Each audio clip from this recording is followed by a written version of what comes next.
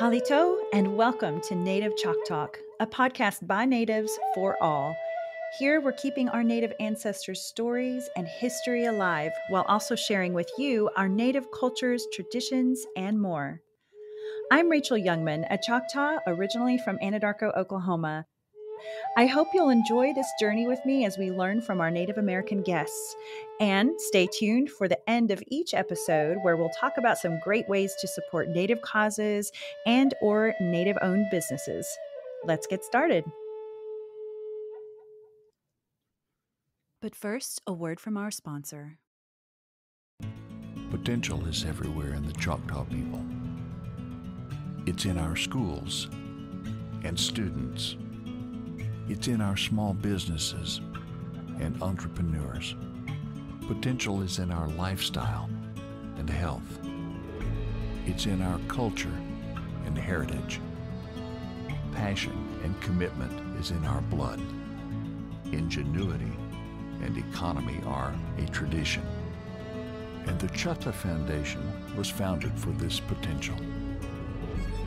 To cultivate minds and hearts, to stimulate ideas and passions, to extend lives and improve health through education, and to preserve and promote the power of our past.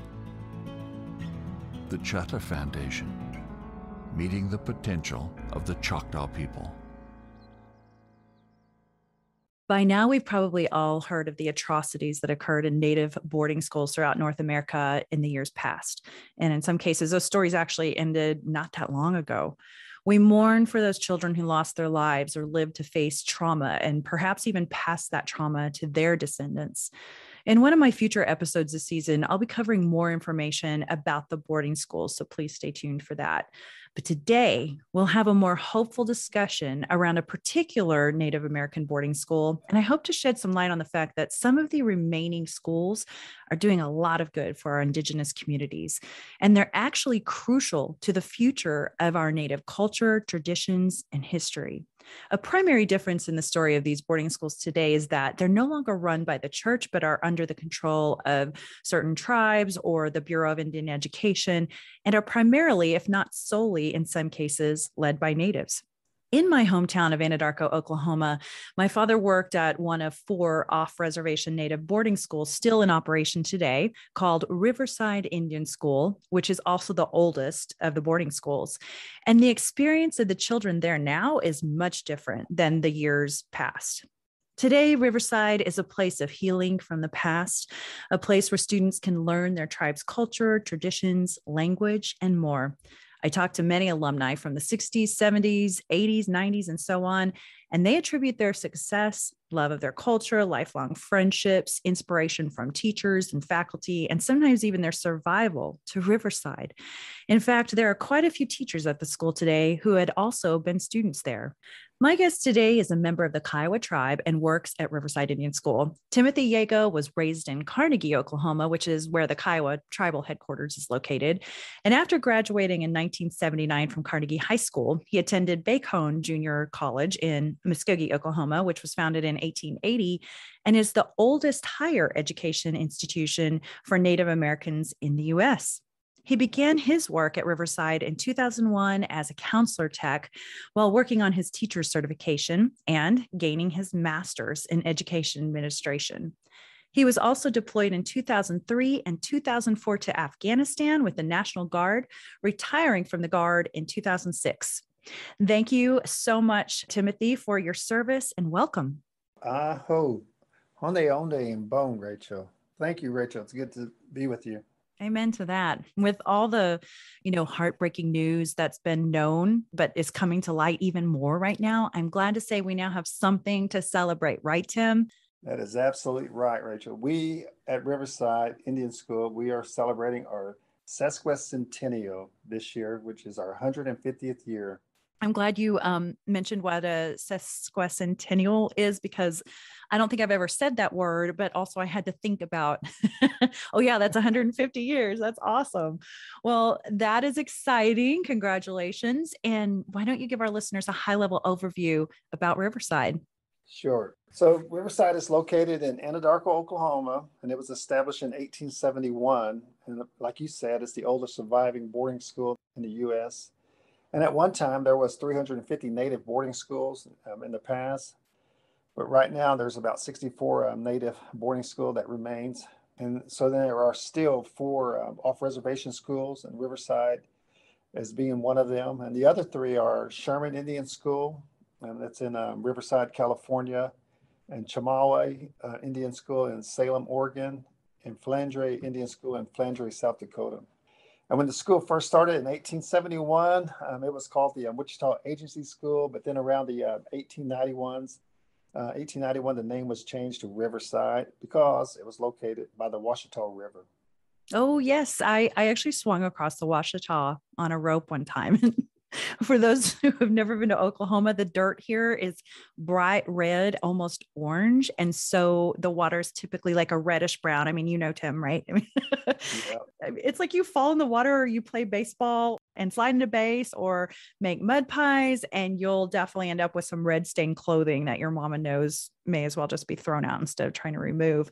But by the way, that's why there are so many brick homes in Oklahoma as well. The dirt is great for making brick, and that brick also stands up against some of the tornadoes. So everybody just learned a little bit there. Okay, back to our subject. Thanks for that information. That's really interesting. I think a lot of people don't know that there are still 4 off-reservation schools in the country today. So a quick recap of the past. Back in the late 1800s, native boarding schools were opened in order to assimilate the Indians to the white man's ways. And that even hits home for you too, right, Tim? Yeah, it sure does. But, I think it hits homes for, a lot of natives. I was raised by my grandparents, my grandfather and my grandmother. And, they spoke Kiowa, every day to each other, but yet they never spoke to us. And then one day my grandfather, he said, I wish when you guys were younger, I would have spoke more Kiowa to you. Mm. But, when they were growing up, they got punished when they were at the boarding schools for speaking their language. Mm. And so, that was, he went to school probably in the 1920s, when he went to Rainy Mountain. That was the school for the Kiowas, my grandmother and my grandfather. Mm. And so maybe 1915s, that's around that time, because Rainy Mountain, it closed down, around 1920s. And it's even had effect even later. I had an uncle that went to Riverside around 1950s. And he told me the story one time that, they got in trouble from the dorm staff for speaking Kiowa to each other, and these were Kiowa men, that were getting on to the students for speaking Kiowa. Wow, really? So it's just amazing, how my parents and, not able to speak their language has an effect even now. So now, today, I, want to learn my language. So I take, part in a Kiowa language and cultural revitalization program just so I can learn my language. The brutality of the Indians, it didn't just happen in the 1800s or the early 1900s, but as recent as 75, years ago. There's just stories that were, my uncle, he told me a story about how, when he was at home one time, and he says, and they came to get me. And I know he's talking about, he lived in Anadarko, and so he went to school at Riverside. And he tells me the story, he was telling me the story about how they came from Riverside to get him. And the way he explains it is like they just came, grabbed him. He said, I didn't even have my shoes on. They took him put him in the car. Oh my God. Drove off. And he said he remembers looking back, looking at his mother, and she was standing on the porch crying. Oh my God. And so, and that was just and that's, that's recent. That's, 75 years ago is when, this type of stuff was happening. That's so recent. I mean, somebody could still be alive today that this happened to 75 years ago or more. That's atrocious. I can't even imagine. And, the fact that you talked about how there were the Kiowa men telling the Kiowa children to stop speaking their language. I mean, what does that do? It's like, oh, we're supposed to abandon everything we know. Okay. Wow.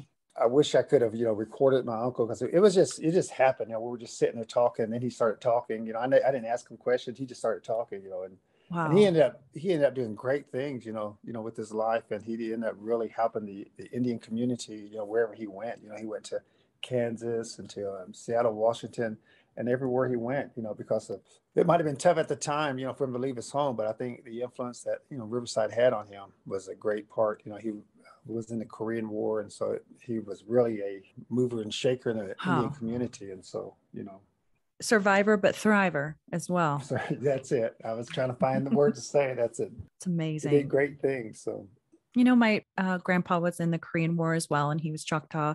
A lot of them are not still living today, of course, but wish I could get all of them together and say, did any of y'all meet anywhere? Did you meet your fellow natives when you were in the war? Yeah.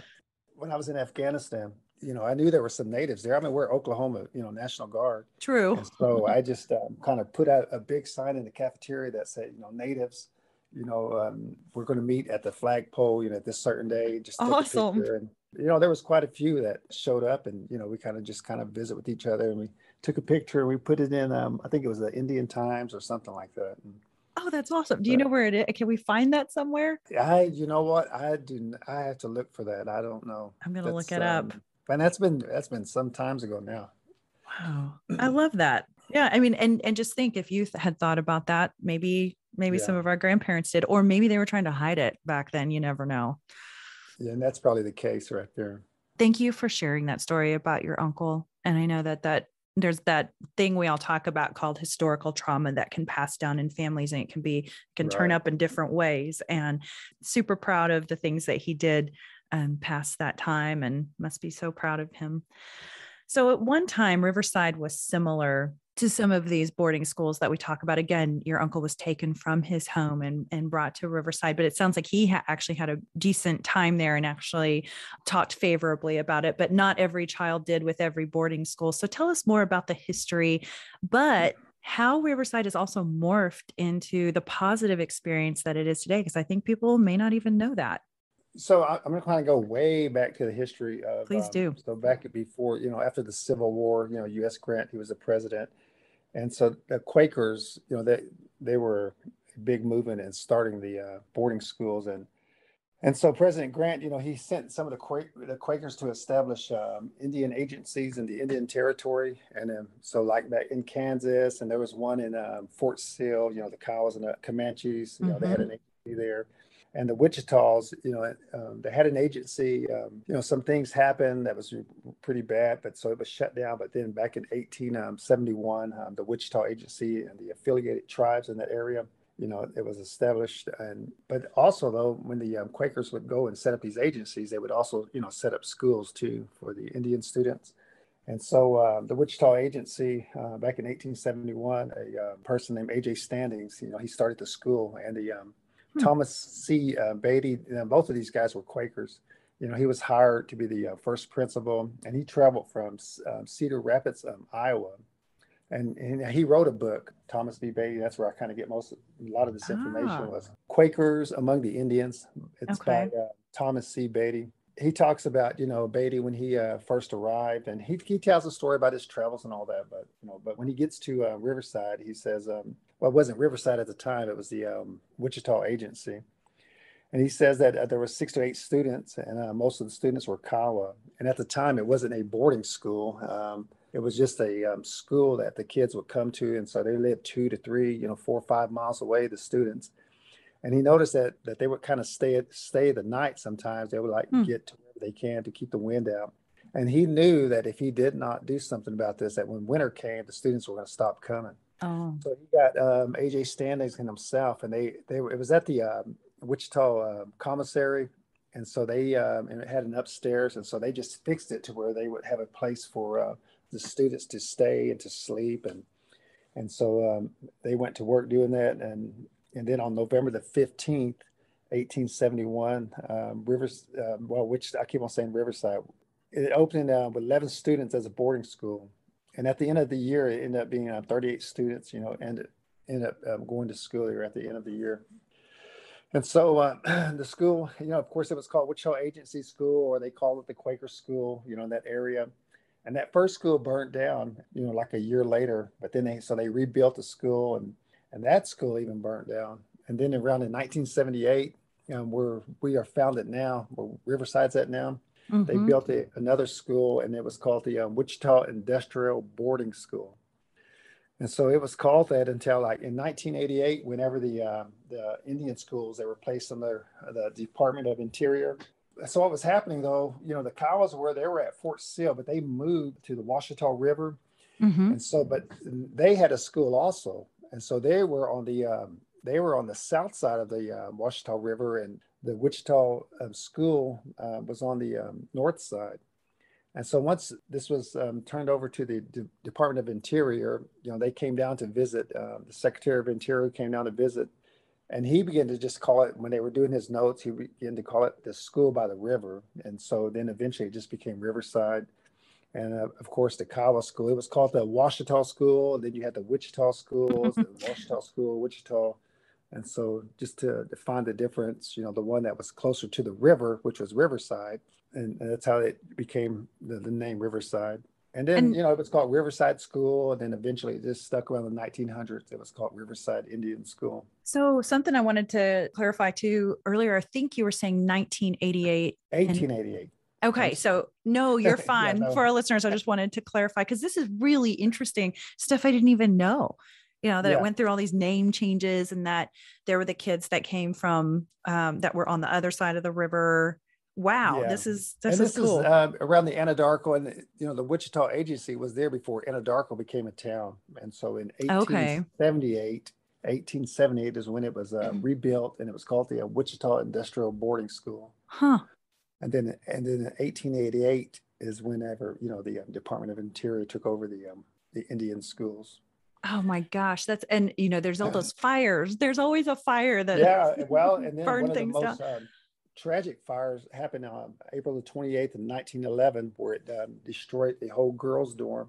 No. They called the Anadarko Fire Department, and they got there, and their hoses wouldn't match up with the fire hydrants, and there was no pressure, and that was the biggest loss. And there was fatalities in that one, it sounds like. There was. I think there was one lost, and so and then finally, and believe it or not, in 1913, they got electricity out at the school, and the majority of the population, they didn't even have electricity, but Riverside had electricity there. Huh. And it was a school that was up to the 7th grade, in the 30s. But then finally around in 1933, it became 1933, they started adding a school each year. And so finally it became a full high school, accredited high school in around 1939. And things were happening it was really booming, and things were going real good for Riverside in the 30s. It had a 4-H club, it had Boy Scouts, Girl Scouts, and, they were beginning to let the students, learn their native crafts and arts, back in that time that their ancestors taught them. And so, oh, wow. Do you think at that time that they were also still forcing them to come to the schools, or was it more of a choice, you think? The way it reads is like it was more of a choice. But I think, so what happens though, is one of the biggest changes at Riverside was after World War II, the Navajos, they came to Riverside in 1945, and it was just because they were not going to school on their reservation. And so they had to, and so they sent them to an off-reservation school, and that was Riverside. And so they had a lot of Navajos coming at that time. And that's when there was a kind of a shift that happened after World War II, where, the education, it was more kind of like, of a industrial school where they were just teaching them trades, the students trade, how to be farmers, how to be, that type of stuff. But then around after World War II, they started focusing on their education and getting them to college. And, one of the things that with the Navajos coming, I think it really kind of saved Riverside because after the war, a lot of the boarding schools were closing down. But because of the Navajos, they weren't going to school, back home on the reservation. It says in the late 1940s, several of the schools were closing down, but Riverside remained open because it took care of the Navajo kids, and they were all coming there to Riverside. Really? So that's one of the reasons why, so they were bringing the Navajo kids from their reservation to an reservation, high school. And so I think that's kind of really saved Riverside, because Fort Sill was, in Lawton, it closed down, Chilocco, it closed down. Right. And all these, different boarding schools closed down. And still today, there's a lot of Navajo that come to Riverside, right? We do. We have staff that's Navajo, and they just every tribe you can think of is at Riverside. I know, right? There's this, when we'll talk about that in a second, but there's this these big signs in the gym that have all the different tribes that have been there. Fascinating. Wow. This is a lot of great history that I think maybe even some people that go to Riverside or have been there may not even know too, right? Yeah, and there's a back in there's a great book that the information I got from it was Riverside, the first 100 years, and there was an English teacher that was at Riverside in 1979. Her and the superintendent, they got together, and she did a lot of research. It's a really good Oh, book. good. It's really has a lot of information, and then you can also get some information from like the history of Anadarko. They'll have stories in there about Riverside and the students, and you just have Hmm. to kind of pick through and see some of those.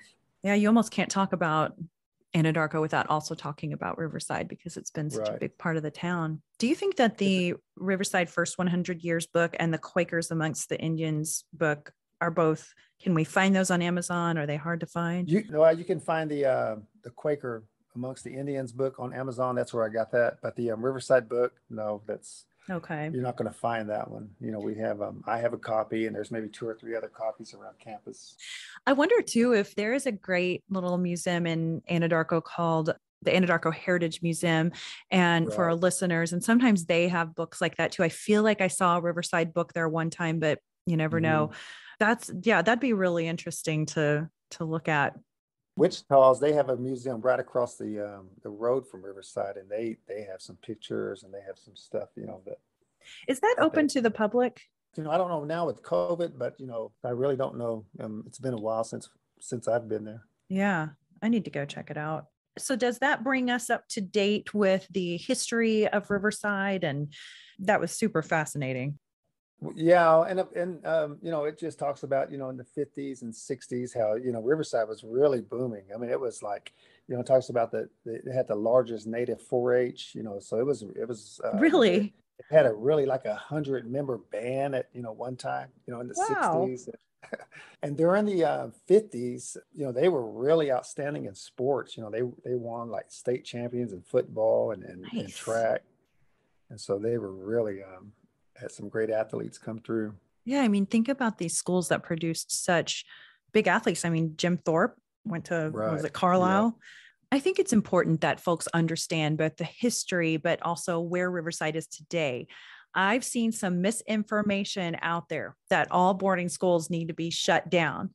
And for a case like Riverside, that would truly be a travesty. So it's time to learn more, y'all. Let's start with what grades are here at Riverside today, how many students, what tribes, and so on. And let's just all learn more today. So Tim, feel free to share more about that.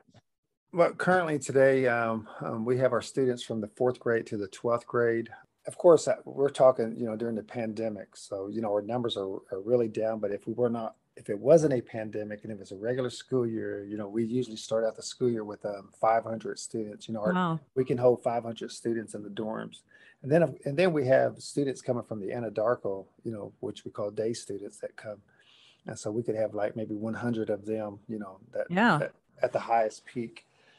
And so we could easily, have 600 students, Now, do we end the year like that? Most time, we don't because, kids get lonesome and they numbers do drop, but we start out, with a lot of students.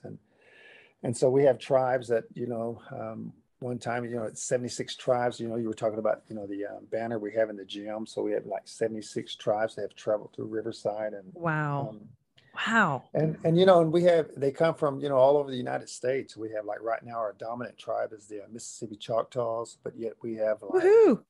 wherever there's a Indian, they're coming from. If it's New York, if it's Florida, we have a kid from Alaska, Wow. Oregon, and it's kind of it's kind of like sometimes we'll have a lot of Apache students, San Hmm. Carlos or White Mountain Apaches, and then other times, it's so right now it's like the Mississippi Choctaws. We have a lot of them, and I Yeah. think a lot of them go to Jones Academy also.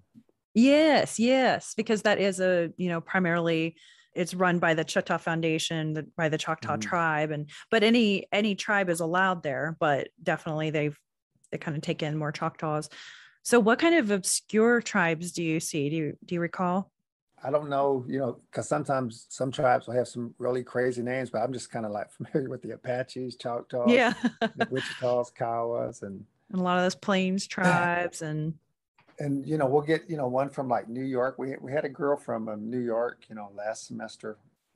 You don't hardly get natives from New I York or know, right? Florida. I mean, we know the Seminoles are in Florida, but we don't get a lot of students, from Florida. We Mm-hmm. get Mm-hmm. a few every once in a while. It's interesting. You were talking about the Anadarko students. Sometimes kids that live in Anadarko will come to Riverside, and it's not that far outside of town or anything. And I talked to a guy the other day who said that when he was in Anadarko High School, he had an art teacher who would not let him do any Indian art. So there was a special project where he could pick something to do. She would not let him do the Indian art. And there's probably a reason for that. Maybe they were studying European art that year or something like that. So he transferred over to Riverside Indian School, where he was like, now I can actually do my art Yeah. the way I want to. And I think that that's Yeah. an interesting concept, especially because nothing against Anadarko High School. In fact, it could have changed since that long ago, but it's like you live in this is a very Indian community. There are more Native Right. Americans there than anywhere in the world. Right. So Yeah. if you're not teaching that at the public school, it's kind of funny because there's a lot of natives there. And believe it or not, but maybe not at one time, but there was like 4 schools for the natives in Anadarko. There was the Riverside, and then the Kiowa one. Then there was St. Patrick's, and then J.J. Mathin's also. There was a school there. So there What? was, I hadn't heard of J.J. yeah, Mathin's. So the fact that there were 4 native boarding schools really tells you how many Native American students were there. right. And it tells, in the 1900s, you're talking about 200 students, at that school, and so there was a lot of. Oh yeah, for sure. And it was just up to 7th grade. So, Oh my goodness, right? So 200 that was students only up to 7th grade at that time. right before it became a full high school. Wow. I remember when my dad used to teach art there, the art classroom was kind of down in like a basement. So you could enter from the outside straight into his classroom. Mm-hmm. And I remember the smells of the paint and all those different things. And he said that he used to be teaching when he first started. He was really young. He was fresh out of, I think he had his master's in art at that time. Either way, he got a master's in art, but he was still young. And the kids were, testing him the first few weeks, and they would like jump out the little windows that led up to the ground floor. He'd turn around, there'd be like no students left, or only like 3 or 4. Quick question, going back to when you were talking about the history and how there were some of the buildings that burned down. And I remember some of the older buildings when my dad was working there, and now a lot of those are gone. The gym is still there, but it's not being used. The new gym is awesome. Right. And then they have the dorms that they call cottages, and they just kind of look like a square box, and they're named Comanche or whatever the case is. Each one's named after a tribe. And as much as I know that someday those are probably going to be torn down too, I kind of wish they weren't. If the gym was on good foundations, it probably could stay, but it's just, we're not even allowed to go inside it or anything, because it's just, it's got a basement, so they're just afraid of it just falling and not on good. And it's for safety reasons, we don't even like let kids kind of stand around it. I remember being in that gym multiple times. It's crazy. Yeah. All right. So back to, the students that go there. I know that there are some requirements for them to be able to be accepted. So what are those requirements? Well, of course, you got to have your CDIB, but then there's a process, even though you can have your CDIB and be native, but still you had to fill out an application. And, once the application is submitted, you would have 4 to 5 administrators that would go through each application. And there's a yes or no that, if they want to accept the student or not. And so, and then if it's, 4 no's and 1 yes, well, then, the student, will not get accepted. So there is a process, and they, each staff will, look at the student's record. Where was he at? Was he, and so everything they just kind of calculate into if the student should be accepted or not.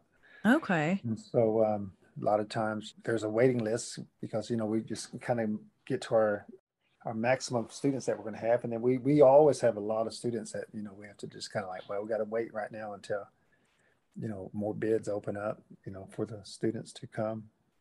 Because I assume the BIE funds a certain amount of students. Is that how it works? When I first got there, it was like for each student, you got paid so much. And so, but now it's kind of like, it's an enrollment, you try to keep your, enrollment up. I hate to say it like that. We get paid by the students, but that's just kind of how funds kind of come. Yeah, absolutely. And that's for the public school also, they're totally. Students do they have. So, and it's not a cheap thing to run either. Right. As you know, I'm like little bitty village, there you got, over Yeah. 500 students, 200 staff. And Yeah. You've got the cafeteria, you've got food, you've got art, you've got supplies for different activities, right. there's sports, etc. In fact, as you know, even before I started this podcast, I've always been trying to kind of raise funds here and there for different things. It's not for the school itself. It's actually for, typically it goes for the students for maybe different events they're having, or maybe prom. Maybe they need prom dresses, or they need basketball shoes, or things like that. Also, stepping back just a little bit, Tim mentioned that the students must have their CDIBs, that certificate degree of Indian blood. That means that they have been registered with the federal government. When we have these IDs, so that we can be, there's sometimes some controversy around the CDIB card. Oh, you're just a number, but you can't get into the school if you don't have that. You can't get your help from your tribe if you don't have that number, and things like that. So it's an important piece of that selection process. So let me ask you, Tim, why do students come to Riverside? Why would they leave home, and what are they seeking when they come there? Well, Rachel, I reached out to, some of the students because, of course, I, knew we were going to do this podcast, and I just asked. I sent out about 10 to 15. Hey, why did you come to Riverside? What did you think of it? That awesome. Yeah, that's a great and idea. and I was I want them to tell the truth. I'm looking for I hated it there, and but everything was positive. It was one girl. She said, she had relatives that attend there, and they told her about the living in the dorms and the staff, and then a lot of them, it helped them grow up, being there with their independence. And then some of them, wanted to get off the reservation. One girl, she said, where she was from, there was a lot of bullying. Kids were having kids, is what she said. And she didn't want to be one of those girls. And so she came to Riverside. And another girl said her mom was in trouble with DHS because of her. And she was just not doing what she needed to at home. And so she, said, well, I'll go to Riverside until things are better for you. And she, attended in the 9th grade, and she said she just really loved it and ended up staying the whole 4 years. And wow. And you see that with a lot of students, that they kind of, I remember a young man that was, he was having trouble at home in the Oklahoma City area, and he wasn't going to school, or he was skipping, he was failing classes. And his mom, brought him to Riverside, and he's sitting there just so mad and not saying nothing, not speaking, to nobody. And we're kind of like, we know he's going to be here. And then eventually, it's you just see him starting to make friends. And then before he left, he just loved it. And he just really bloomed. I love that. And you see that with a lot of students. They love being around Native students. The staff, they love being around Native students. I'm kind of in a position where, I teach math. And so, I could probably find a job just about anywhere or anytime. But, I just remember one time standing there and watching the students go by, listening to them, saying the, Native slangs like A, and just kind of little stuff like that. Yeah. And I was just, man, I don't know. Something just kind of went over me. I said, man, I am so glad I'm working with these Native students. And I'm so glad I'm here at Riverside. And so, you make a choice to be there and to work with these students and to help them. And so, they come for, a lot of different reasons, and you hear stories about, Riverside changing their life and Riverside making a difference. And others will say, there's better opportunities, I had at Riverside than on the reservation. And some, come because they were in trouble at home. And to be quite honest with you, Riverside's a lot better place for them to be than to be at home. We had a young lady that arrived today, she was at Riverside. She went back home. And it was better, and I was talking to his staff today, it was better for her to be here at Riverside. We have structure, you're going to go to class, you're going to, you're going to have, 3 meals a day, you got a place to sleep, and whatever you need, we're going to, meet those needs for you. What's one great thing about, Riverside, and, it's that, we make sure the kids are taken care of. If they need shoes, if they need clothes, or, laundry detergent, or, anything like that, we make sure that those needs are met, for our students. Oh, for sure. And I would think that, there are non-res kids that grow up as Native with very few other Natives in some cases, depending on what town they're in or state or whatever it is. For them to all of a sudden be around people that look like them, it's just got to be shocking in a good way. But on top of that, they get to be around all these different tribes. So they have all these different cultures mixed together in one place, and they get to learn from each other, I would think. Yeah, I know I would love that, but and that's what one of the students said. She got to meet a bunch of different students from different cultures and different tribes, and And we have, of course, predominant, our staff is Native. And so we really encourage, the students to keep their culture. Mm-hmm. Like, for instance, the White Mountain San Carlos Apache, crown dancers. We have an Apache club. Oh, cool. We have a whole lot of Mississippi Choctaw. So we, are forming a Choctaw club to where, because they love playing stickball. And so, I Yes. encourage them. I say, guys, when y'all come back after Christmas break, bring your sticks, and we'll go play Jones Academy, or and they bring their sticks, and we have a pole set up for them to play on the old football field where they can go out there and and play. And we try, of course, hand games. We try to incorporate that type of stuff so our kids can participate in that. And so we can go play other high schools, like, some of the schools that have a lot of Native students, Carnegie, Apache, Anadarko, we'll have a hand game, and we'll try to set up some hand game, competition against those other high schools. Fun to watch. It is interesting when I walk around the campus sometimes because there's these different things going on. And I'm like, no other campus will you see, not a college campus, not a non-native boarding school, will you see some of these things. Oh, there's drumming going on over there. Oh, there's people in their regalia dancing. That's pretty cool. Oh, it's just an awesome, feeling, whenever, like, in the evening time, if the students are out and you can hear the drum, they're playing the drum, it just echoes throughout the campus. And it's, oh Cool. my gosh. Or, Yes. or during lunchtime, they'll get the drum. And it just depends, like, who's there. Like, sometimes we'll have a strong drum group, and then every years it'll be kind of down, but then there'll be a couple of kids that are singers, with their family, and we encourage them to sing and do that type of stuff, Mm-hmm. keep their culture alive. That is awesome. And I feel like the role of teachers here at Riverside is different than in, say, a public school too. They take on even more because of the demographics that they're working with, right? Exactly. Yeah. Like, for instance, I was thinking of one of our teachers. He does a native song and dance class, and what he does, he brings in presenters to, like, so you may not see, fancy shawl where you come from. They don't dance Mm-hmm. like that, or maybe buckskin, and so he brings this type of stuff for the other students to see and experience, and or flute playing. And so it's Mm-hmm. and I was, talking to him today. Right now we're in COVID, so none of that's going on. But we're just thinking, like, after COVID next year, hopefully we'll be able to, bring that back. And so Yes. you might have a math teacher that will, like, get the teepee to set up and do some math around the teepee, and Oh, neat. the circle, and that type of classes you can do, kind of centered around Native culture. Creative and things that a public school typically can't do because they're set in these they have to do a certain type of lesson plan at all Yeah. times. And Riverside has that too, but it's just different, right? But and the teachers, like, teachers will have to incorporate that somehow into their lesson plan. Okay, it's Yeah. Native American month. All right, so I'm going to get out the teepee, and then let's set it up. So let's work on let's work on a circle in the area of the circle, and let's work on Pythagorean theorem. How can I apply that to a teepee? Well, you just got to be creative. Oh, What you yeah. can do. I learned a lot about that when we were making, as we're recording this, Christmas is just over. We're just in the first week of January. And I made a TP for our gingerbread house Oh, making contest with my yeah. family. And it was really hard. You need to know some math when you're trying to, especially graham crackers. Like I was trying to eat around the edges to make it turn into a triangle. Not Nibbling easy. it off. And then I'm like, that's yummy. So then you end up eating it. So, but I'll have to show you a picture of my Oh, TP. yeah. Of course, I'm Choctaw, so we didn't have cheap TP. So, but I grew up in Right. Anadarko, so I was around them all the time. But And some of the other things that we did, or we do, like in the summertime, we had, so we just got out of COVID, I'm just talking about this past summer. And so we finally got students back on campus, and man, it mm-hmm. just felt good to see them.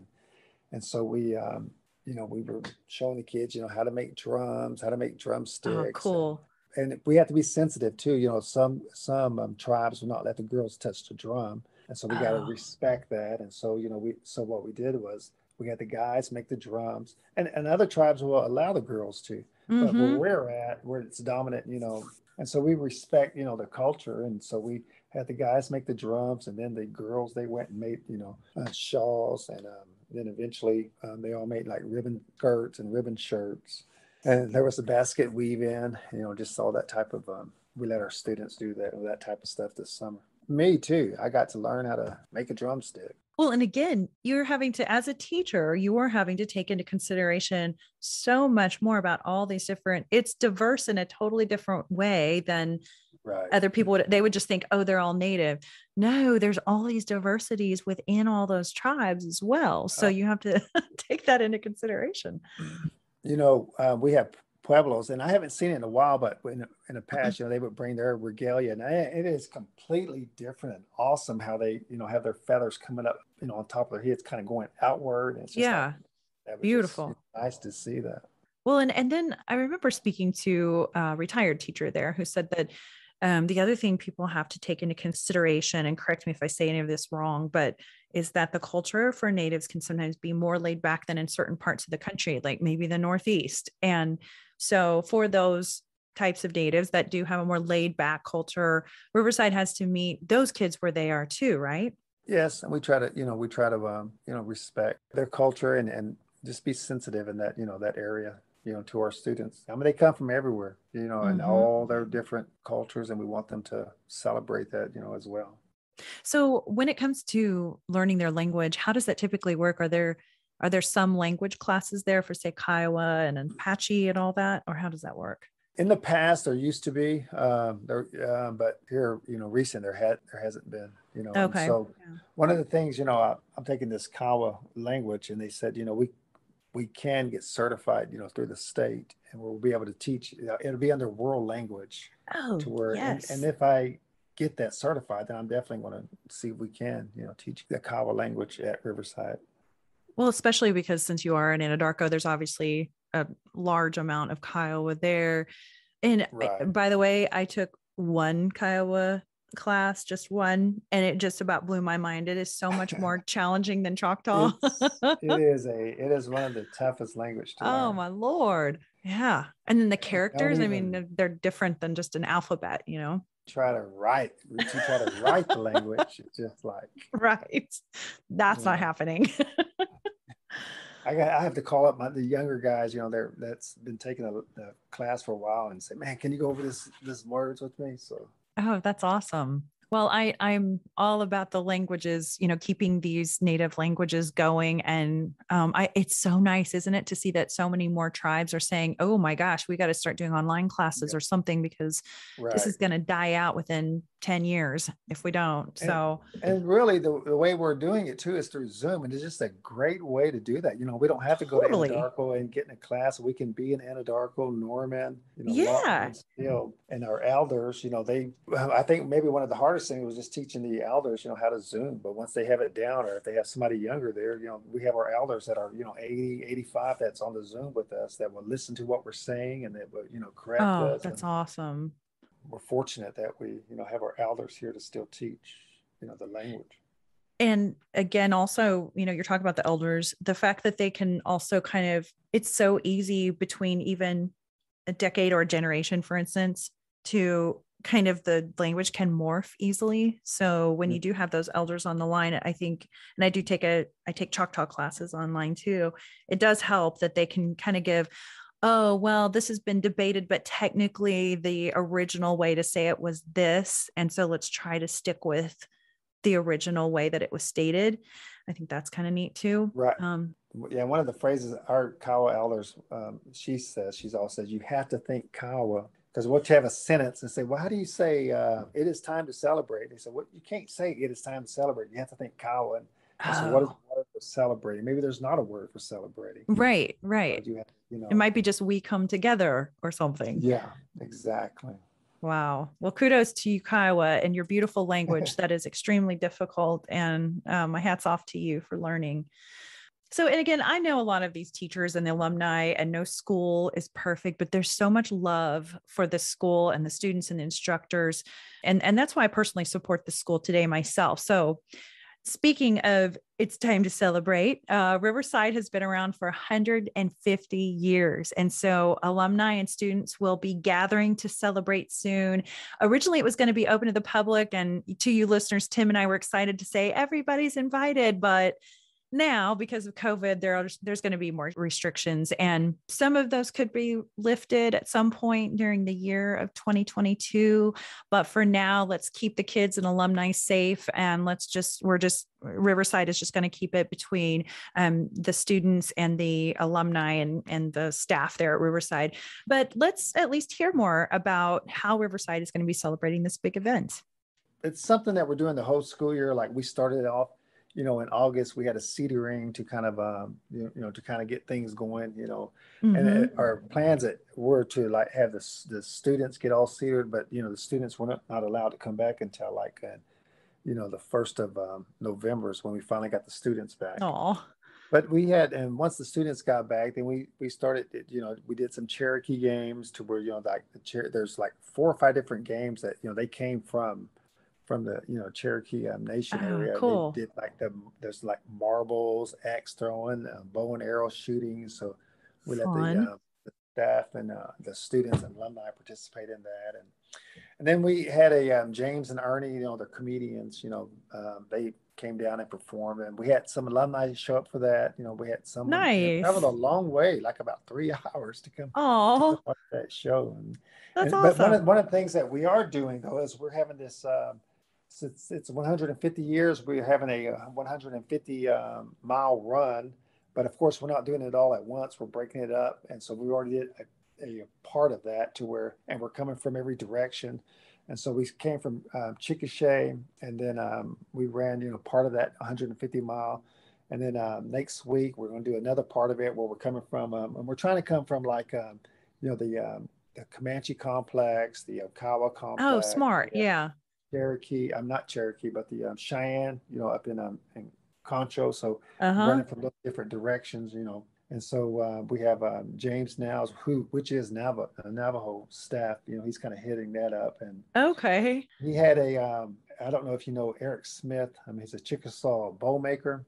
And so we have some arrows that's being made, and so as the students run or staff or whoever, they run with this arrow. And so if they're running a mile or 2 miles, and the next person out, they'll hand that arrow off. And so they run those arrows into relay race type of thing. Yeah, it's like that. And Eric, he made all the bow and arrows for that movie, The Revenant. Really? Yeah. Good movie, by the way.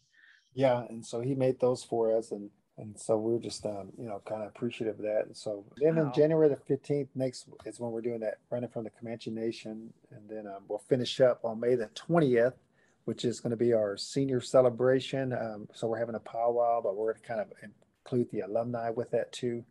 And so we'll finish that run up on May the 20th, where we'll run into the the powwow. Great. So will the powwow be on Riverside campus, I assume? Yes, and it'll be open. So hopefully we'll be able to have more people come to that, because it's not going to be indoors, so it's going to be it's going to be outdoors. And then we have some other events. Next month we have a band coming from Levi in February. And then we have Adrienne Chalapal. She'll be coming in March. And she's an alumni of Riverside. She's a comedian, so we're really looking forward to her. And we have other things planned. We have a fashion show. We have an art show, that we've got going on, and we're going to try to finish up, that powwow on the 20th of the big fireworks show. There's no cost, we're just, the alumni or whoever's coming, there's no cost to anybody. So all these shows are free. That is so great. And again, our fingers are all crossed that it's going to, COVID restrictions are going to lift and everybody's going to get better. And then hopefully people can at least come to the powwow since it's outside. So stay tuned. If you have any updates, just let me know, and I'll be sure to post them on my Native Chalk Talk Facebook page. Especially that fashion show sounds really cool. I assume that's going to be regalia, or what do you think? Well, regalia, it just, it'll be kind of native regalia. And so cool. So and we have we have a sesquicentennial team that we meet every other week, and and so we have different people doing different things. Wow. And so we'll put the information out on Facebook. It's going to be on the official Riverside Indian School Facebook page, and we'll put it on the Riverside alumni page, so people get the information of what's happening. Great. We'll make a flyer and we'll put that out. So alumni, Riverside is expecting you to be there be sure to come pick out one of the events or all of the events that you want to come to. So exciting. I'll be joining as well for certain things. So Tim is kind enough to allow me to come. I'll wear a mask if needed. So for those who will come to Riverside Indian School to help celebrate 150 years, these folks are celebrating more than just a number or a year. They're celebrating the enduring spirit of our Indigenous people and their survival. What was meant for evil turned to good in this of one of very few cases. And these Indian boarding schools started out to kill the Indian, as they say. But these Indians are carrying out their culture, traditions, and language forever. So, Tim, you mentioned that alumni can go onto your official Riverside Facebook page. So again, it's called Official Riverside. And I know that there's that alumni page that we're on. And for our listeners, actually, Tim, can folks send a donation to Riverside again for either the event or some things that the kids might need? Oh, yeah, sure. So if you do choose to send a donation, you would send it to Riverside Indian School. So I'll give you the address. It's going to be 101 Riverside Drive, Anadarko, Oklahoma 73005 is the zip code. But I would definitely put on their attention sesquicentennial or 150. If you don't want to try to spell sesquicentennial. I know. I was just about to go. I'm going to have to look up how to spell that. Okay. Attention, 150 just put 150 years. and it'll go to the cause, of our celebration and. That's wonderful. And maybe those fireworks. And that's something all you folks who live in Anadarko can see. So in May, you're going to see some amazing fireworks, even if you aren't out at Riverside. So that's great. So it sounds like we can send some donations over to y'all for that. And also, folks, check out my Native Chalk Talk Facebook page and my website, as there are paintings and products there that you can purchase. And a portion of those proceeds go to Riverside too. In fact, Monroe Satok used to be a teacher there at Riverside, and he is the one right now supplying those beautiful paintings that you see on my Etsy page and on my website and such. So 90% of our Native population is gone, wiped out forever. And some of that number is a result of the boarding schools. And as we continue to hear more about our American Indian children and the boarding schools and about the painful stories of the past, let us learn and mourn, but let us also celebrate the survivors and their descendants and the good things that people are doing today. And again, I'll be there at some of these events. I'm excited to see the kids and the alumni, teachers, and all the staff. Please send this event some good vibes. And if you can, donate to this great cause. Tim, thank you again for today and for all you and others at Riverside are doing for these kids. And see you at the 150-year celebration. Well, aho, Rachel. Daki beit ido day. Hoga aim a bonta. That's it. God be with you, and I will until I see you again. Oberhof. Yeahquo, my friend. The Choctaw Nation has always provided a foundation upon which a future can be built. From our home in southeast Oklahoma to a bingo hall that grew to be one of the largest casinos in the world. Today's summer school programs lay the groundwork for a love of learning. Small business programs support local economies. And with over 10,000 jobs created, Choctaw offers financial stability to tribal members and our neighbors. Together we build success, because together we're more. Thanks for listening to Native Chalk Talk. Be sure to join our community on Facebook, Instagram, Twitter, and LinkedIn. Simply search for Native Chalk Talk. That's Native, CHOCTALK. And check us out at nativechalktalk.com. Stay tuned for the next episode. You're going to love it. Yeahquo. Thank you, my friends.